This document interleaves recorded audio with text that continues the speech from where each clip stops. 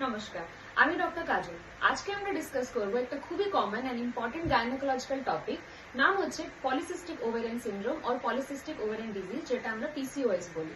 এটা দেখা যায় mostly adolescent and reproductive age group উইমেনদের।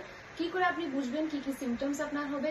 Mostly এটা দেখা যায় ইন ওবিজ উইমেন, যার হাই বিএমআই, যার ওবেসিটি আছে, মোস্টলি দেখা যায়।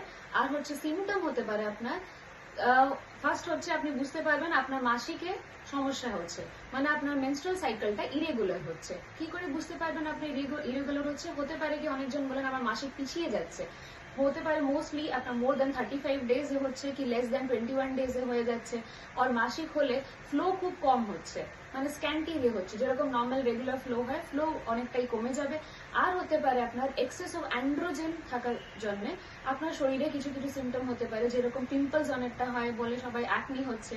আর হতে পারে কি হেয়ার ফল হবে, আর আপনার ব্যাক অফ দ্য নেকে দেখবেন কালো কালো পিগমেন্টেশনও হতে পারে। এসব হচ্ছে সিমটমস অফ এক্সেস অ্যান্ড্রোজেন।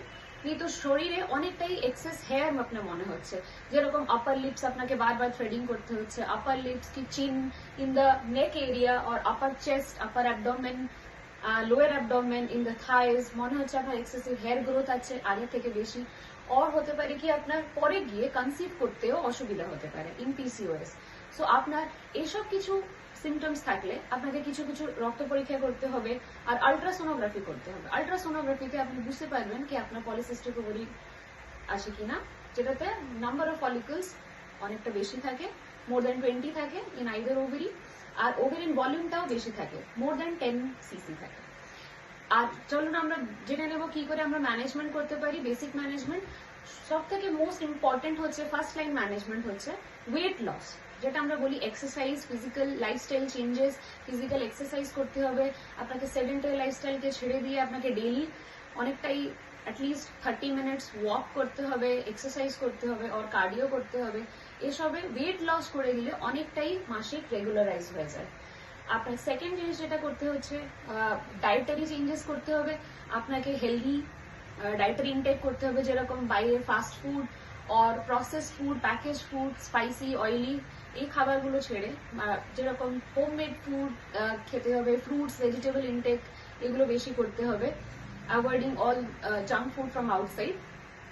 আর যেটা আপনি করতে পারেন হচ্ছে একটুখানি আপনি ভিটামিন ডি জন্য সকালবেলা আপনি সানলাইটে হাঁটাচলা করতে পারেন, বিকজ ভিটামিন ডি ডেফিসিয়েন্সিও পিসিওএস এ দেখা গেছে মোস্টলি। আর আমরা যেটা করি মেনস্ট্রুয়াল সাইকেল রেগুলারাইজ, এইসব লাইফস্টাইল চেঞ্জেসে মোস্টলি রেগুলারাইজ হয়ে যায়। হয়ে না হলে যেটা আমরা কি করি, আমরা কিছু কিছু মেডিকেশন প্রেসক্রাইব করি, আর পরে ইনফার্টিলিটি জন্যেও মেডিসিন প্রেসক্রাইব করতে হয়।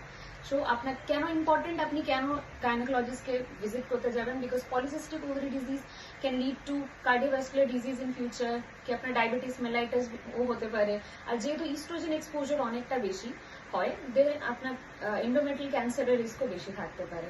অ্যান্ড পরে আপনার কনসিভ করতেও অসুবিধা হতে পারে, যেহেতু অ্যানোভুলেশন হয়, ডিমটা ফোটে না, আপনার মাসিক হবে কিন্তু আপনার বাচ্চা আসতে অসুবিধা হতে পারে। তো এইসব সমস্যার জন্য আপনাকে গাইনোকোলজিস্টকে ভিজিট করে সব নিজেকে চেক আপ করতে হবে। Thank you.